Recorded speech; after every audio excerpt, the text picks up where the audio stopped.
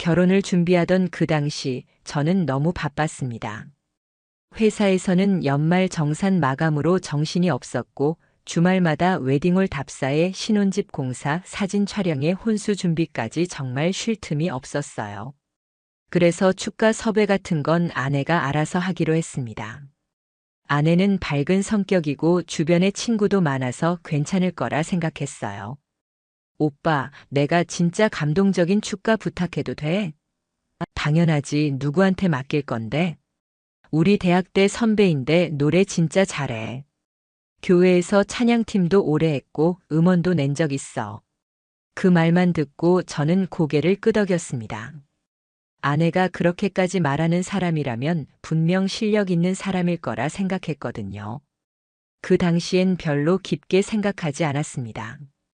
설마 그게 제 인생을 뿌리째 흔들게 될 줄은 몰랐습니다. 결혼식 당일 예식장 입구에서 축가를 맡았다는 그 남자를 처음 봤습니다. 수트 차림에 머리를 깔끔하게 넘긴 외모, 어딘가 익숙한 듯 낯선 얼굴이었어요. 그는 저와 눈이 마주치자 웃으며 인사했습니다. 안녕하세요. 결혼 축하드립니다. 네, 오늘 축가 너무 기대하고 있어요. 그가 웃으며 대기실로 향했고 곧 이어 리허설이 시작됐습니다. 마이크 테스트를 하며 그가 부른 노래는 꽤 감미로웠습니다. 사람들도 다들 감탄했죠. 저도 그땐 속으로 생각했어요. 아내가 정말 괜찮은 사람을 섭외했구나. 고맙다. 그런데 그날 밤 신혼여행 떠나기 전날이었죠.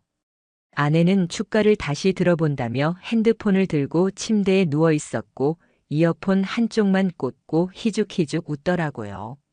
무슨 노래야? 오늘 축가 불렀던 거 다시 들어보는데 좋다. 뭔가 그 말투가 이상했지만 저는 피곤했기 때문에 그냥 넘겼습니다. 그때부터였을지도 모릅니다. 모든 이상함을 스쳐가듯 흘려보냈던 게. 신혼여행을 다녀온 뒤에도 아내는 SNS를 자주 했습니다. 저는 평소에 SNS를 거의 하지 않아서 관심이 없었지만 아내는 자주 사진을 올렸어요. 집밥 만든 사진, 저와 같이 찍은 셀카, 때로는 혼자 카페 간 인증샷도 올렸죠. 그 중에 댓글이 자주 달리는 계정이 하나 있었어요. 제이보이스라는 닉네임. 너 진짜 여전히 예쁘다. 너밖에 없더라. 그날 잊지 못해. 처음엔 아내 지인 중 친한 친구인가 보다 싶었어요. 근데 이 남자가 단지 댓글만 다는 게 아니었습니다. 아내가 스토리를 올리면 실시간으로 반응을 했고 종종 아내도 그 사람 스토리를 리그램 하더라고요. 그때부터 제 촉이 이상해졌습니다. 그 남자 뭔가 익숙한 말투 어디서 본 적이 있던 것 같은데. 그래서 저는 아내가 인스타에 태그한 사진 중 제이보이스 계정 프로필을 눌러봤어요. 프로필엔 노래하는 남자의 흑백 사진이 있었고 소개란엔 이렇게 적혀 있었어요. 당신의 마음에 닿을 수 있기를. 그 순간 제 머리를 스치는 한 사람이 있었죠. 결혼식 날 축가를 불렀던 그 남자 정장 입고 예의 바르게 웃으며 저를 향해 고개 숙였던 그 남자 저는 바로 아내에게 물었습니다. 이 계정 누구야? 아는 사람이야? 아, 그거. 그냥 대학 선배야. 교회 다닐 때 알았던 사람 왜? 아내는 아무렇지 않게 대답했습니다. 하지만 저는 무언가 단단히 꼬였다는 확신이 들었어요. 그 사람은 댓글에서 감정을 숨기지 않았습니다. 단순한 침묵도 아니었고 친구 사이에서 나올 수 없는 말투였어요. 심지어 어느 날은 이런 댓글이 달려 있었어요. 그날 이후로 나는 아무것도 바랄 수 없었다. 그냥 너의 미소만으로도 충분했으니까. 그 말을 읽는 순간 저는 눈앞이 아득해졌습니다. 이건 친구 사이에 주고받을 수 있는 말이 아니었어요. 그리고 이건 결혼한 여자에게 남길 수 있는 말도 아니었습니다. 이상한 기분이 머리끝까지 차올랐고 가슴은 쿵쾅거렸습니다. 그런데 정작 아내는 아무렇지도 않게 일상을 보내고 있었습니다. 그래서 저는 직접 움직이기로 했습니다. 이상함을 의심으로, 의심을 확신으로 만들기 위해서요. 그날 이후 저는 아내가 SNS에 글을 올릴 때마다 몰래 캡처를 해두기 시작했어요. 그 남자도 마찬가지였습니다. 하나도 빠짐없이 그 남자의 계정 활동을 모니터링했고 매번 아내의 피드에 좋아요 누르는 타이밍, 스토리에 반응 남기는 텀. 심지어 아내가 혼자 갔다던 장소와 그 남자가 나중에 올리는 풍경 사진의 위치 좌표까지 확인했어요. 놀랍게도 둘은 자주 같은 장소에 있었어요. 단 한 번도 사진에 함께 등장하지 않았지만 배경에 찍힌 그릇, 벽지, 창가뷰, 조명 색깔까지 하나하나 퍼즐처럼 맞아들어갔습니다. 저는 더는 혼자 상상하고 싶지 않았습니다. 직접 확인해야만 했어요. 그리고 어느 날 기회가 왔습니다. 그날은 토요일이었고 아내는 친구와 카페 투어를 간다고 말했어요. 카페 투어라니 저는 그 단어부터 석연치 않았습니다. 그래서 일부러 외출하는 척하며 집을 나갔고 근처 카페에서 차 안에 숨어 기다렸습니다. 1시간쯤 지났을까요? 아내는 화장을 곱게 하고 트렌치 코트를 입고 집을 나섰습니다. 손엔 명품 미니백, 친구 만나러 가는 차림치고는 너무 정갈하고 세련됐어요. 저는 몰래 뒤를 밟았습니다. 택시를 타더군요. 차가 향한 곳은 의외로 번화가가 아닌 도심 외곽의 문화예술회관 부근이었어요. 그곳엔 오래된 재즈 카페와 복합 문화 공간들이 있었죠. 아내는 핸드폰을 만지며 그곳 카페 중 하나로 들어갔습니다. 10분쯤 뒤 그 남자 바로 그 축가남이 나타났습니다. 후드티에 블랙 슬랙스를 입고 고개를 푹 숙인 채 조심스럽게 그 카페 문을 밀고 들어갔어요. 저는 한동안 문 밖에 서서 아무 말도 하지 못했습니다. 손은 떨렸고 숨은 거칠어졌고 제 손안의 핸드폰은 점점 식은땀에 미끄러졌습니다. 그 순간 아내가 나를 속였다는 사실보다 결혼식 당일 축가를 부르던 그 남자의 눈빛이 떠올랐어요. 그는 노래를 부르면서도 아내 쪽만 바라보고 있었고 가사 하나하나에 감정을 담아 부르던 그 모습. 그게 단순한 무대 위 감정이 아니었다는 걸 이제야 뼈저리게 실감했습니다. 그날 저녁 아내는 아무 일도 없었다는 듯 돌아왔습니다. 밥도 잘 먹고 TV도 같이 보자고 했어요. 저는 그 모습을 보며 속으로 되뇌었습니다. 이 사람은 내 앞에서 너무나도 능숙하게 거짓말을 하고 있구나. 그리고 그 다음 날 아내가 씻는 사이 저는 거실에 둔 그녀의 노트북을 열었습니다. 아내는 메일과 사진, 메신저를 모두 연동해두는 스타일이었기에 중요한 정보들이 많이 들어있을 거라 생각했죠. 그리고 아니나 다를까. jvoice97땡땡닷컴이라는 메일 계정과 주고받은 메일이 보였습니다. 메일 제목은 이랬어요. 그날 이후 자꾸 생각나 손이 덜덜 떨렸습니다. 내용을 클릭했을 땐 진짜 숨이 멎는 기분이었어요. 그날 그 노래 부르면서 너를 쳐다볼 수 있다는 게 진짜 이상했어. 그렇게나 가까이 있었는데 넌 이제 내 여자가 아니니까. 그래도 내 마음은 그대로야. 넌 변하지 않았더라. 웃는 얼굴도 긴장할 때 무릎 꺾이는 버릇도 다 여전해서 미치겠더라. 나 오늘 밤에 내 생각에 잠을 못 잤어. 그 글을 읽고 있을 때 화장실에서 나오는 아내의 발소리가 들렸습니다. 저는 황급히 노트북을 닫고 침착한 척 소파에 앉았죠. 그녀는 수건으로 머리를 말리며 저를 힐끗 보더군요. 그리고 아무 일도 없었다는 듯 다시 드라마를 트는 모습. 저는 그날부터 제 옆에 있는 사람이 완전히 낯설게 느껴지기 시작했습니다. 그날 밤 저는 잠을 잘 수가 없었습니다. 눈을 감으면 자꾸 그 메일이 떠올랐고 결혼식장에서 노래 부르며 아내만 바라보던 그 남자의 얼굴이 머릿속을 헤집고 있었어요. 아내의 웃는 얼굴도 결혼식 사진도 신혼여행에서 둘이 찍었던 사진조차 전부 거짓처럼 느껴졌습니다. 제 옆에 누워 자고 있는 이 여자는 도대체 언제부터 그 남자와 다시 연락을 시작했던 걸까요? 결혼식 전부터였을까요? 아니면 결혼하고 나서였을까요? 저는 알아야겠다고 생각했습니다. 그래서 아내 몰래 그녀의 핸드폰을 보기로 결심했어요. 비밀번호는 생일로 설정되어 있었습니다. 워낙 자기 생일에 집착하던 사람이라 어렵지 않았죠. 잠든 틈을 타 조심스럽게 핸드폰을 열었고 카카오톡과 인스타그램을 먼저 확인했습니다. 하지만 둘 사이에 직접적인 메시지는 보이지 않았어요. 이상했어요. 메일은 그렇게 감정이 넘쳐났는데 채팅 앱에는 흔적이 없었습니다. 그러다 저는 비밀 폴더 앱을 발견했습니다. 클리너라는 이름으로 위장된 어플. 그 안에는 메신저처럼 구성된 화면이 있었고 그 남자의 이름은 제이로 저장되어 있었습니다.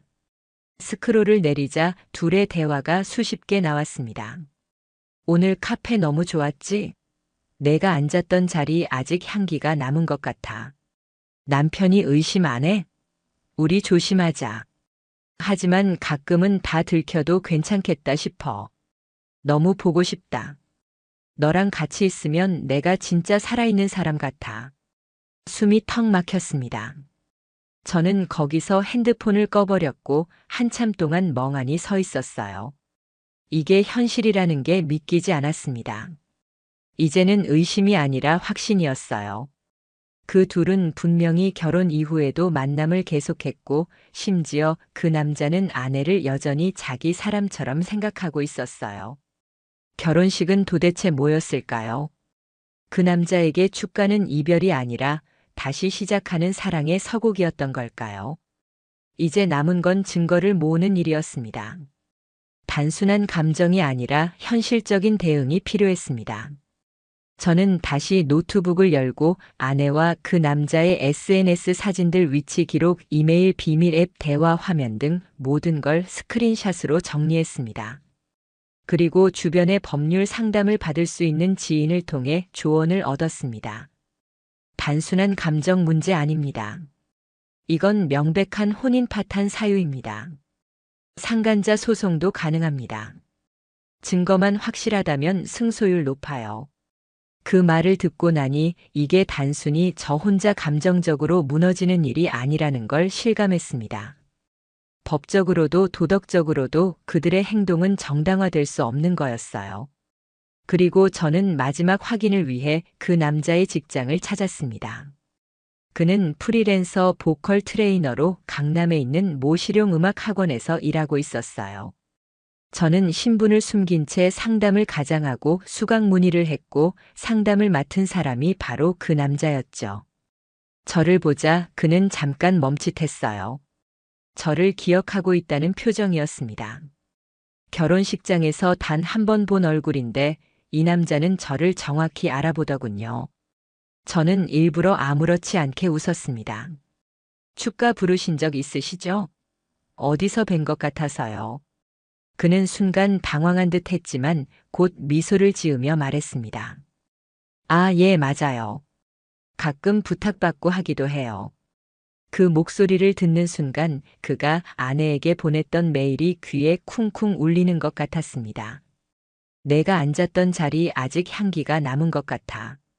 그날 저는 그 학원 로비를 나오며 다짐했습니다. 끝까지 이 두 사람의 거짓말을 낱낱이 밝히겠다고요. 제 결혼이, 제 감정이, 제 인생이 무대 위 축가 한 곡으로 조롱당한 일이 아니길 바라면서 그날 이후 저는 아내의 일정을 본격적으로 추적하기 시작했습니다. 더는 상상과 감정에 기대고 싶지 않았습니다. 분노가 아니라 확신이 필요했어요.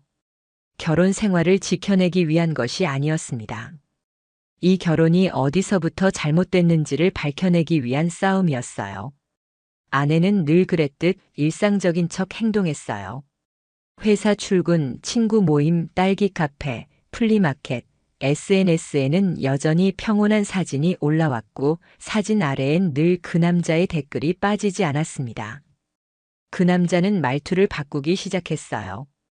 이젠 더 노골적이고 더 감정적이었습니다. 넌 여전히 내 마음속에 살아있다. 그날의 너를 다시 안아주고 싶다. 우리만 아는 추억이니까 계속 간직하자. 아내는 그 댓글에 좋아요를 눌렀습니다. 댓글엔 대답하지 않았지만 그건 거절도 아니었어요. 무시도 배척도 아닌 암묵적인 허용이었습니다. 저는 더 이상 망설일 수 없었습니다. 결정적으로 증거를 잡기 위해 제가 설치한 건 소형 위치 추적기였습니다. 자동차 키 안쪽에 몰래 장치를 넣었고 그녀가 외출하는 순간마다 실시간으로 확인했습니다. 어느 날 아내는 차를 타고 외곽 쪽으로 이동했습니다.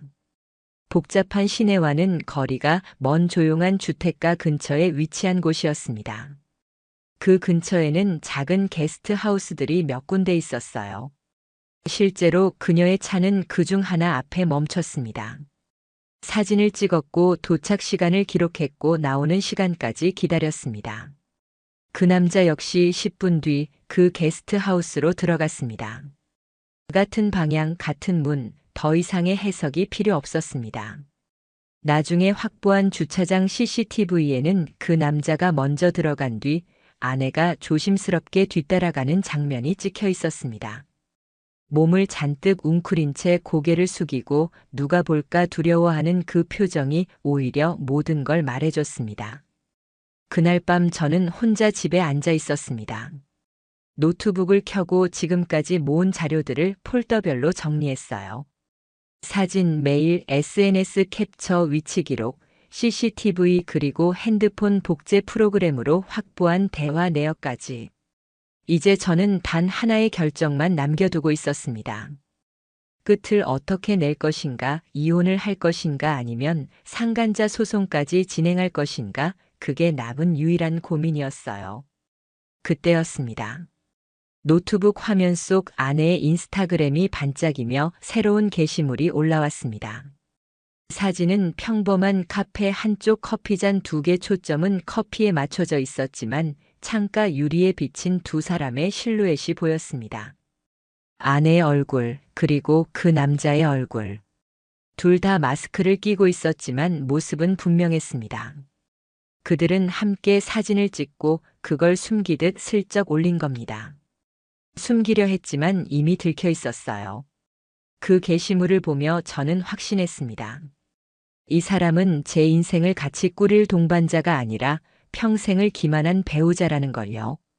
그리고 그 남자는 우리 결혼식장을 기점으로 내 인생의 균열을 만든 장본인이었습니다. 그 순간 저는 결혼식 날 들었던 그 축가가 귀에 다시 들리는 기분이었어요. 그 남자의 목소리, 그날 부른 가사, 그 노래의 제목조차 너무 뻔뻔했습니다. 사랑은 영원하다고, 시간이 지나도 너는 내 전부였다고 웃기지도 않았습니다. 그 축가 한 곡이 저에게는 악몽의 시발점이었습니다. 아내는 아무것도 모른 채 집으로 돌아왔습니다. 커피향이 잔뜩 뺀 옷, 낯선 향수 냄새, 그리고 어색하게 웃는 얼굴. 오빠, 오늘은 일찍 들어왔네? 저는 아무 말도 하지 않았습니다. 이제 말로 할 필요가 없었기 때문입니다. 증거는 다 모였고 결론은 눈앞에 있었으니까요. 그날 이후 저는 조용히 준비를 시작했습니다. 법률사무소에 자료를 제출했고 담당 변호사는 그 자리에서 말했습니다. 이 정도면 충분합니다. 혼인관계 파탄에 대한 정황과 물증 모두 확보됐습니다. 위자료 청구뿐 아니라 상간자 소송도 가능합니다. 전 그런 말이 위로가 될 줄 알았는데 솔직히 허무하더라고요. 내가 이렇게까지 해서 얻는 건 이혼과 손해배상이라는 합법적 결과뿐이었어요. 마음은 하나도 회복되지 않았습니다. 하지만 해야 했습니다. 그냥 참고 넘기면 이 결혼 자체가 농락당한 게 되니까요. 그 주 주말 저는 마지막으로 가족 행사에 참석했습니다. 아내와 함께 양가 부모님이 모이는 자리였고 모두가 저희 부부를 보고 웃고 있었어요. 요즘도 금슬 좋지? 신혼티가 안 빠졌네. 진짜 딱 맞는 커플 같아. 저는 그 말들을 들으며 묘하게 울컥했어요. 그래서 일부러 아내 손을 꼭 잡았습니다. 그녀는 놀라며 저를 쳐다봤어요. 하지만 그 눈빛조차 전혀 따뜻하지 않았습니다.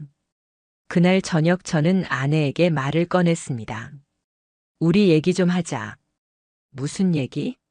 결혼식 축가 부른 그 사람, 너랑 지금도 연락하고 있지? 아내는 표정 하나 바꾸지 않았습니다. 눈을 깜빡이더니 작은 한숨을 내쉬고 말했습니다. 너 진짜 그거 아직도 생각하는 거야? 그 말에 저는 더 이상 참지 않았습니다. 노트북을 열고 메일 캡처, 대화 내역, 위치 기록, CCTV 영상 모두 보여줬습니다. 그녀는 처음엔 부정했습니다. 그냥 친구야. 우연히 마주친 거야. 그 사람한텐 감정 없어. 하지만 결국 포기한 듯 고개를 숙였습니다. 미안해. 정말 다시 그런 마음이 생길 줄 몰랐어. 결혼하고 나니까 그냥 가끔 생각나더라고. 그 말이 제 귀엔 칼처럼 꽂혔습니다. 가끔 생각나더라고. 그렇게 가벼운 마음으로 그 남자와 다시 연락하고 만나고 함께 시간을 보내고 심지어 그걸 기록으로 남겨왔다는 거였어요. 전 말했습니다. 너는 내 앞에서 평생 거짓말을 해왔어. 결혼식이 시작이 아니었고 끝이었단 생각도 들어. 아내는 눈물을 보였지만 그 눈물은 저에게 아무런 의미가 없었습니다. 그 다음날 저는 이혼 절차를 밟기 위한 서류를 제출했습니다. 그 남자에겐 상간자 소송장을 보냈고 법적 대응은 바로 시작됐습니다. 그 남자는 처음엔 무시했습니다. 난 그런 적 없다며 오리발을 내밀었죠. 하지만 제가 확보한 증거들을 열거하자 그제야 얼굴이 하얘지더군요. 그는 말했습니다. 그냥 노래 부르러 간 거였어요. 그때 감정이 복잡해서 이후에 가끔 만났던 건 맞는데 이렇게까지 될 줄은 몰랐어요. 그 사람 입에서 나온 그 한마디가 결국 모든 걸 요약했어요. 이렇게까지 될 줄은 몰랐다. 그 사람에겐 이게 그저 옛 감정에 휩쓸린 일탈이었을 수 있겠죠. 하지만 제게는 삶을 갈아 넣은 결혼의 전부였고 모든 인생 계획의 중심이었습니다. 법원은 저의 손을 들어줬고 위자료와 상간자 배상금이 확정됐습니다. 그 금액이 많고 적음을 떠나 이제는 더 이상 그 누구도 제 감정을 부정하지 못하게 된 겁니다. 이후 저는 혼자 이사를 했고 휴직을 한 달 내고 조용히 혼자만의 시간을 가졌습니다. 어느 날 핸드폰 앨범을 정리하다 결혼식 사진을 보게 됐습니다. 그리고 그 사진 속 축가를 부르던 남자가 미세하게 아내를 향해 웃는 모습이 다시 눈에 들어왔습니다. 그 순간 알았어요. 그 사람은 처음부터 그 축가를 나에게 부른 게 아니었어요. 그건 철저히 아내에게 바친 노래였던 겁니다. 이제 저는 그 축가가 들려도 아무런 감정이 없습니다. 웃음도 눈물도 안 나요. 그저 그 노래는 두 사람만을 위한 것이었고 나는 그냥 그날 엑스트라였던 겁니다. 이렇게 저는 제 결혼의 진짜 주인공이 아니었다는 걸 너무 늦게 알게 됐습니다.